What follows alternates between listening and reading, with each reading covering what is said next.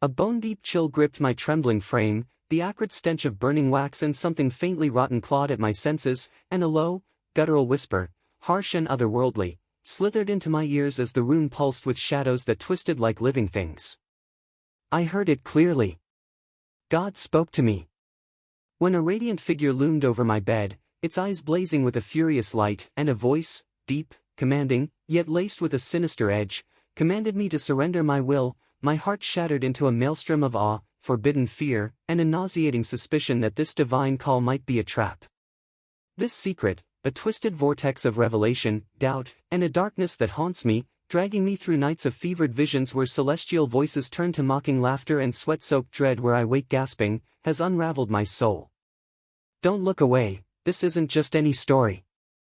It's a gut-wrenching confession where emotions have torn me apart, revelations will freeze your soul, and the truth will stalk me to my final breath.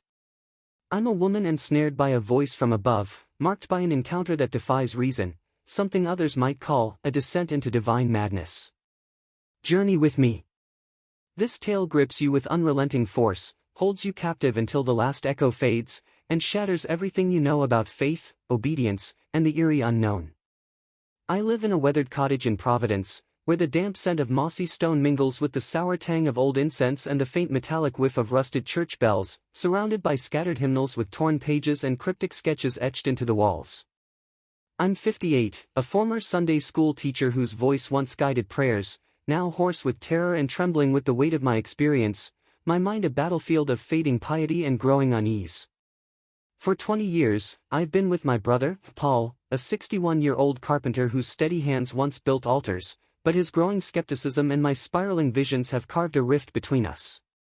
Then it began, the first whisper, a faint call in the silence, and a pull toward a truth that terrified me. My friend, Sister Mary, warned me, her voice quivering with caution, but that whisper was a siren I couldn't resist.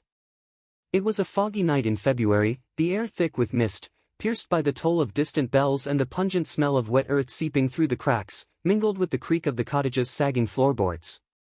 Paul was at a meeting, the house draped in a suffocating stillness, and I knelt by the hearth, clutching a rosary. I heard it clearly. God spoke to me. A searing pain shot through my skull, and my hands, as if guided by an unseen force, scratched at my scalp until blood trickled down my face.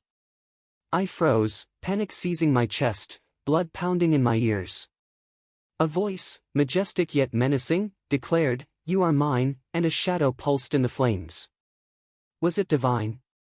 I was left alone, heart racing, a sense of violation and dread consuming me, an echo of something unholy that wouldn't fade. The next day, I was undone. The cottage's silence pressed down like a weight, the wet earth sent a bitter reminder etched into my skin. I couldn't face Paul, his steady gaze was a blade cutting me, his breathing a cruel contrast to my torment. The woman in the mirror, a stranger, eyes clouded with fear and confusion, soul quaking under an unbearable burden. I found blood on my hands, and a note in my shaky script, "He claims me." Whose mind was this? Paul's concern grew. Had he seen the marks? Would he doubt me? I tried to speak, my voice trembling like fragile glass, but his practicality was a wall. "You need rest," he said, and my heart sank. Did he suspect? My mind was a storm of terror. 16 days later, the first blow hit. An anonymous letter, ink smeared like blood, slipped under the door. We heard it too. "Silence, or they'll judge you." My blood ran cold, a shiver slicing through me, hands quaking uncontrollably. Someone was watching. Who? I checked the windows, all locked, yet the cottage's shadows seemed to shift, whispering threats.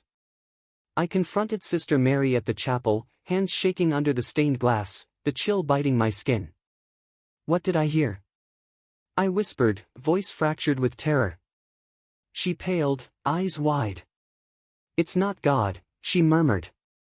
Was she hiding something? My fear surged. I retaliated cautiously, leaving cryptic symbols, and whispers began to spread. Then another blow, sudden and vicious.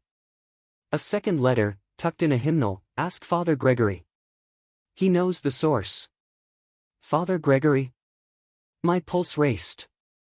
Father Gregory, my former pastor, always reserved. I contacted him, a pretext, the lie heavy. We met in the sacristy, the incense smell choking, mingled with the sharp edge of dread. He fidgeted, clutching a Bible. I didn't expect this, he muttered. Your vision, it's been manipulated. Shock crashed over me. By whom? The world tilted. Had someone deceived me? And the letters? He denied writing them, his eyes flickering with guilt. Who then? My mind roared. Desperation consumed me. I called Father Gregory, voice a scream that shook the walls. Who manipulated me? What's haunting me? I yelled, raw and jagged. He paused, then whispered, a force, to test your faith. A lie. He'd known. The letters pursued me. I found a link to altar boy James, a church aide, his notes cryptic. Was he involved? I met him in a graveyard, rain soaking my face. He confessed, tense, I wrote them, scared of Gregory. I wanted to protect you, he whispered, eyes wet. He's hiding a cult. I froze, heart pounding. But it worsened, far worse. I spoke to Paul. He blanched. I found James's notes, he said, voice breaking. Gregory's leading something dark. I was annihilated. I try to heal with him, but it's fragile. With James, I seek redemption. Today, I rise. But a question lingers, what's the cult? Maybe I'll never know. I'm stronger than the fear. Fear is human, courage from truth. Don't ignore the signs. Choices save you. What I endured wasn't honor, but the woman I become is. Thanks for listening. If it moved you, like, subscribe, and tell me, what would you have done?